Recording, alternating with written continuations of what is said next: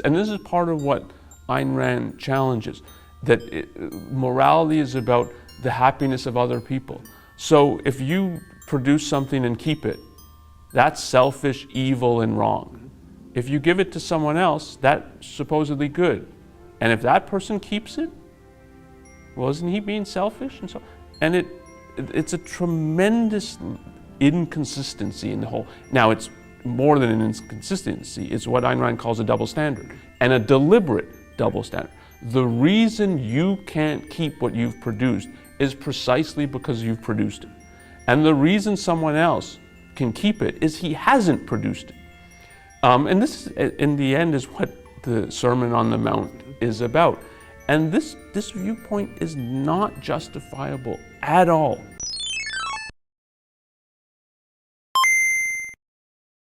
Charles Dickens' A Christmas Carol is one of the most retold Christmas stories, with countless plays and musicals and radio broadcasts and television programs and parodies and films adapting the novella ever since it was first published. According to Wikipedia, the first film adaptation was in 1901, with multiple more being produced during the silent era alone. If you've been alive in an English-speaking part of the world sometime in the last 100 years or so, you've probably seen or heard a version of the story at least once or twice during a holiday season. A miserable miser by the name of Ebenezer Scrooge is visited by 4 different ghosts on Christmas Eve night. The first being his former business partner, Jacob Marley, before being visited by the ghosts of Christmas past, Christmas present, and Christmas yet to come. And after being confronted with regretful memories and the consequences of his decisions, Scrooge wakes up on Christmas morning with a much more positive and cheerful outlook on life. It's been said that Dickens wrote the story to highlight the harsh conditions in the world in which he lived, notably the child poverty and harsh working conditions during the Industrial Revolution, and in doing so invoked Christian themes of altruism and redemption. What I appreciate most about A Christmas Carol is that Scrooge's character development is the central focus of the story, with free will, the celebration of Christmas, and living a happy life standing out as the overarching themes of the Christmas classic. Ebenezer Scrooge has to reckon with the fact that his decisions do have consequences. The miserable bastard is genuinely heartbroken when looking back at the decisions he made during his younger years. And when looking at the present, Scrooge realizes how unhappy and terrible he truly is, despite his relatives and associates always encouraging him to be merry during the holidays. During one of the visions, Scrooge sees that his nephew feels sorry for him because despite Scrooge having lots of money, he does not even bother to enjoy his riches. When Scrooge wakes up on Christmas morning, he is a new man, at one point saying, "I am as light as a feather. I am as happy as an angel. I am as merry as a schoolboy. I am as giddy as a drunken man. A Merry Christmas to everybody, a Happy New Year to all the world. Hello here, whoop. Hello." Now, could I do without all of the divine intervention and altruism and contempt for money? Sure, but the story is also a product of its time, and it's been said that A Christmas Carol is responsible for reviving Christmas and popularizing some of the best elements that we still enjoy today. That is, if you're not a total pre-haunted Scrooge. Something that made me more interested in this topic was watching the movie Spirited last year, which is a 2022 musical comedy starring Will Ferrell and Ryan Reynolds that puts a new spin on the Christmas classic. And something that jumped out to me was that this movie really dials up the altruism. And look, the movie is not all that bad. It definitely has its moments, and the songs are pretty catchy. And yeah, there's political satire in the movie that might make you want to roll your eyes. movies. But even the original book had political satire, as Scrooge was used as a vessel to give Thomas Malthus the middle finger, which I think is pretty cool. Oh, and there will definitely be spoilers for this movie. Merry Christmas. In this movie, we find out that the Redemption Ghosts are part of some supernatural organization headed by Jacob Marley, again,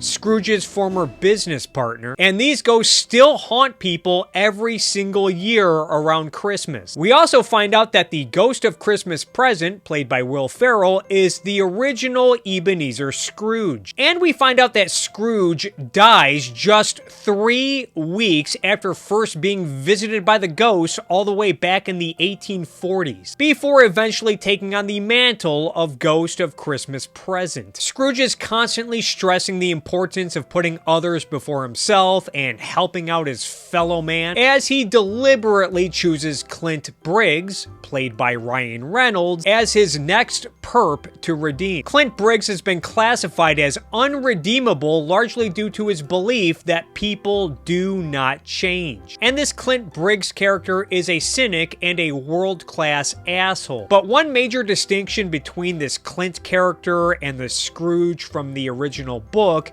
is that Clint is not seemingly miserable and bitter, and it's not like Clint is happy either, but he's depicted as someone who at least tries to enjoy his money. For instance, he lives in a fancy high-rise in New York City and definitely does not pinch pennies at the office like Scrooge did. Clint even pays his employees well. But what stands out about Clint is that he is unconcerned with the consequences of his actions, especially how his decisions impact others, including the people that he loves. And Clint is willing to destroy other people to enrich himself and get ahead. Even Scrooge's past self in this movie is presented as more of a cold-hearted jerk, at one point telling a poor little boy that he's going to close down a factory that he owns, despite the fact that this factory is profitable. Because that's totally what a greedy banker would do, is close down one of his profitable assets. Okay, you expect me to believe that load of crap? Anyway, Scrooge has been eligible for retirement from being the Ghost of Christmas Present for roughly 50 years at this point. And if Scrooge chooses to retire, it means that he gets to return to Earth as a mortal. And we later find out that Scrooge mostly chose Clint Briggs as his next perp because Scrooge himself is insecure about returning to the world, which kind of undercuts his view that people are capable of change. And in the end, we find out that Clint having a change of heart is not good enough to redeem himself, and that Clint must sacrifice himself, literally kill himself, to save a now mortal Scrooge from a moving bus in order to be redeemed. Which you could say ends up working out for Clint, but only because he talks Marley into letting him fill the now vacant role of Ghost of Christmas Present. Just before this, Marley stresses to Clint that his sacrifice would have no meaning without consequence. And this is all after the movie acknowledges that an unredeemed Clint would have lived all the way to 93 years old. This is what I mean by